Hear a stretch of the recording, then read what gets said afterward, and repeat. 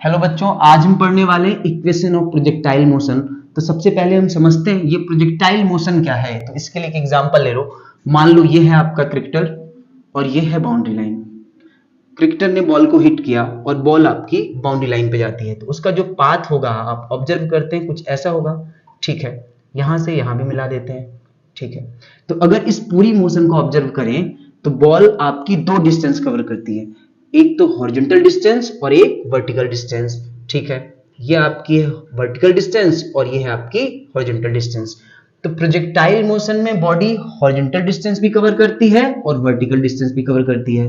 हम इसको मान लेते हैं एक्स एक्सिस, इसको मान लेते हैं वाई एक्सिस। बच्चों हमें क्या करना है, हमें इस पाथ की, ये जो बॉल का रास्ता है, हमें इसका इक्वेशन बताना है।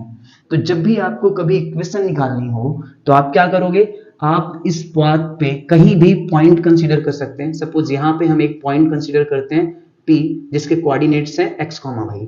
तो बच्चों x का मतलब होता है x एक्सिस पे डिस्टेंस, y का मतलब होता है y एक्सिस पे डिस्टेंस। ये और ये पैरेलल हैं तो दोनों की वैल्यू सेम होगी। अब यहां से बॉल गई है तो उसका वेलोसिटी भी कुछ होगा। हम मान लेते हैं उसका इनिशियल वेलोसिटी है u। इस वेलोसिटी के बच्चों दो कंपोनेंट होंगे। मान लो यहां से एंगल है थीटा, हॉरिजॉन्टल के साथ एंगल कितना है थीटा। तो जिधर एंगल बनता है उधर वेलोसिटी का हॉरिजॉन्टल कंपोनेंट आता है और जिधर एंगल नहीं होता है उधर वेलोसिटी का वर्टिकल कंपोनेंट आता है। हॉरिजॉन्टल कंपोनेंट हॉरिजॉन्टल मोशन में काम आएगा, वर्टिकल मोशन में वर्टिकल कंपोनेंट पार्टिसिपेट करेगा। ठीक है, बढ़िया। तो बच्चों हमें इस पाथ की इक्वेशन निकालनी है। तो एक बार हम वर्टिकल मोशन अप्लाई करते हैं। तो फॉर वर्टिकल मोशन, बच्चों वर्टिकल मोशन के लिए आप सबको पता है H इक्वल टू होता है ut minus half gt square.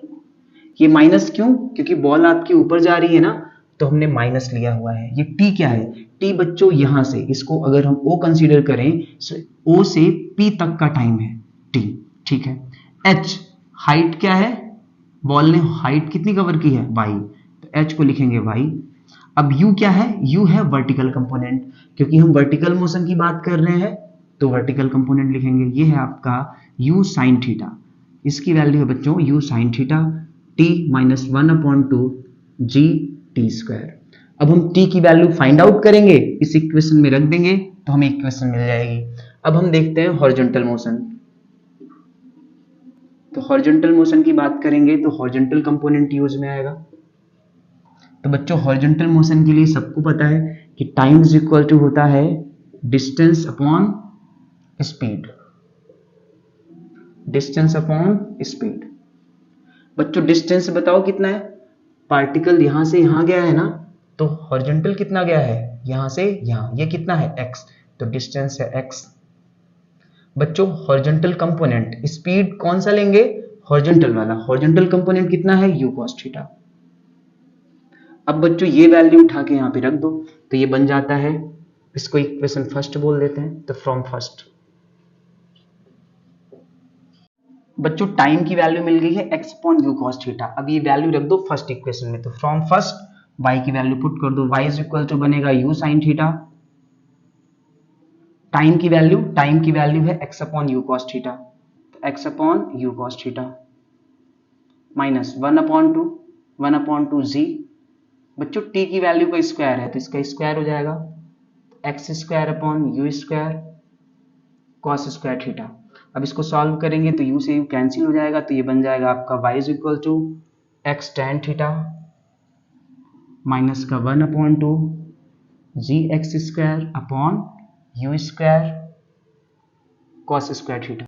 यहाँ पे x की पावर 2 मिल रहा है ना, अगर x की पावर 2 है तो बच्चों इसका मतलब होता है कि इसका पाथ कैसा होगा, पैराबोलिक। कभी भी वेरिएबल की पावर 2 हो तो उसका जो पाथ होता है वो पैराबोलिक होता है।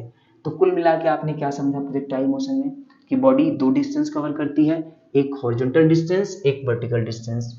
आपको क्या करना है, आपको इसका इक्वेशन बताना है। तो क्या करेंगे, एक बार वर्टिकल मोशन के लिए इक्वेशन लिखेंगे, एक बार हॉरिजॉन्टल मोशन के लिए इक्वेशन लिखेंगे।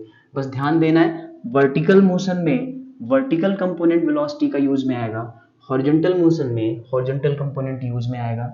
अब हम नेक्स्ट क्लास में बच्चों सीखेंगे कि अगर बॉडी यहाँ से यहाँ जाती है तो टोटल टाइम कितना लगता है, इसको हम बोलते हैं फ्लाइट टाइम। और सीखेंगे यहाँ से यहाँ तक का डिस्टेंस कितना होता है, जिसको हम बोलते हैं रेंज। और हम सीखेंगे हाइट। तो ये तीनों चीजें हम पढ़ने वाले हैं नेक्स्ट क्लास में।